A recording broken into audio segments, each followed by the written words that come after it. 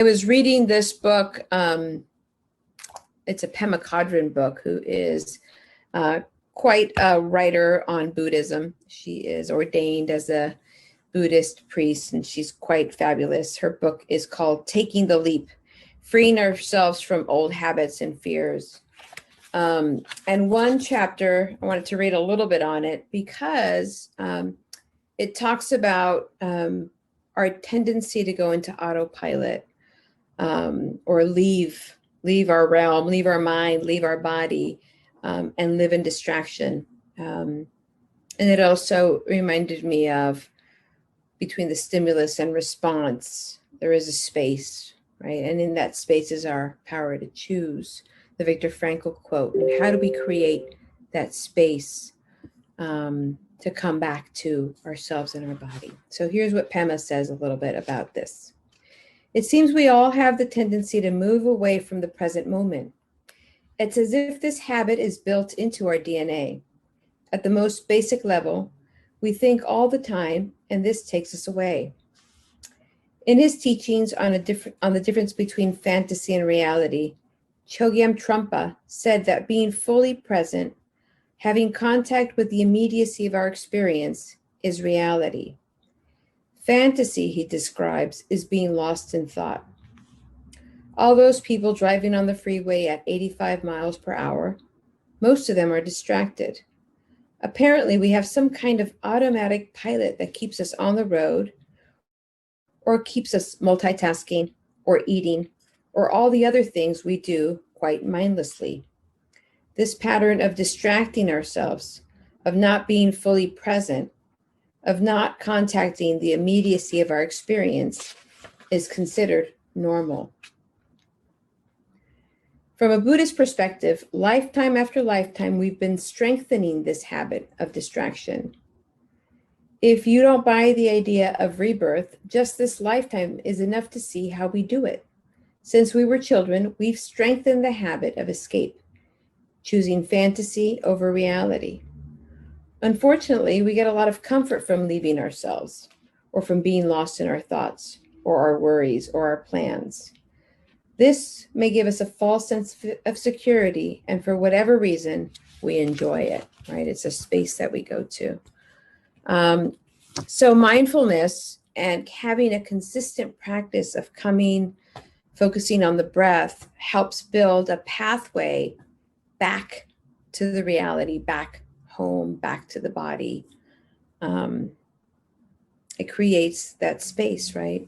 I teach yoga. I'm also certified in yoga, and I teach Sundays. And my whole thing on Sundays when I teach is coming back to your body. Like, I have left my body years ago, right? It was my survival skill. I needed to leave to survive and to navigate life, and I left. And my practice now has been, how do I come and inhabit my body and stay in the present?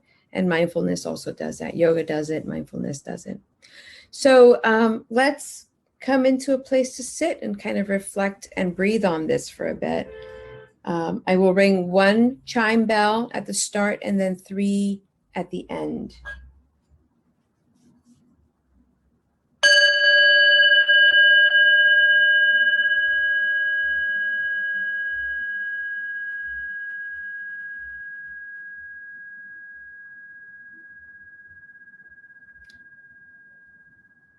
Allowing your body to sink into whatever space it is that you might be sitting on, be it a chair, a mat, a pillow. Allowing gravity to do the work and to sustain and ground you into the space that you're in. I'll suggest a little breathing practice as you use your anchor to come home to your breath and to your body. And the pattern is inhaling for 5, pausing, and exhaling for 5. Do that pattern for 3 rounds at your own pace.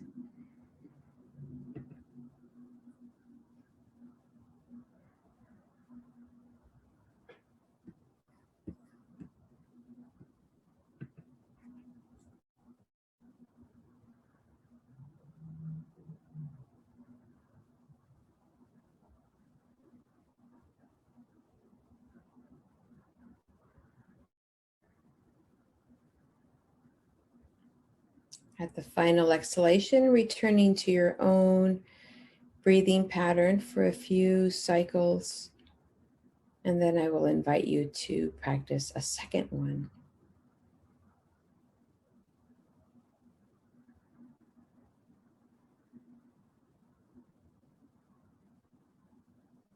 For the second breathing pattern, it's an inhalation of 5, a pause, and an exhalation of 10.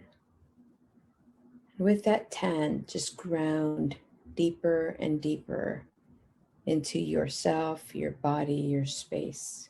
3 cycles of that breathing pattern.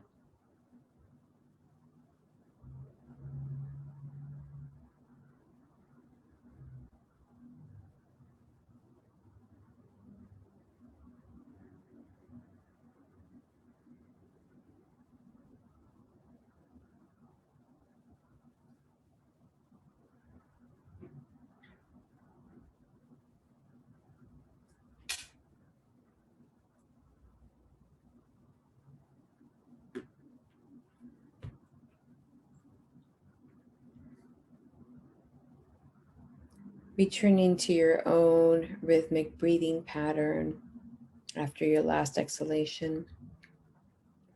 And we'll sit here just kind of mindfully scanning our bodies, scanning our thought processes, and anchoring ourselves with our breath for a few moments. If you find yourself getting distracted, come back to one of these breathing patterns where you're counting and breathing as a way to come back.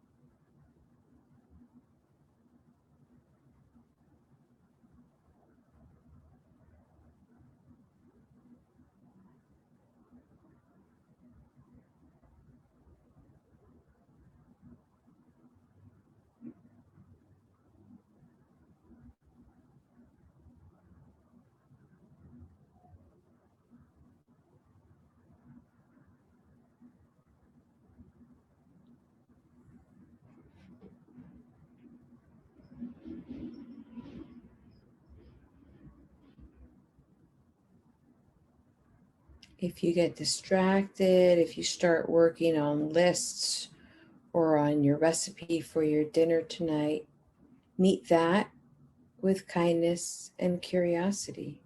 It's what our brains do.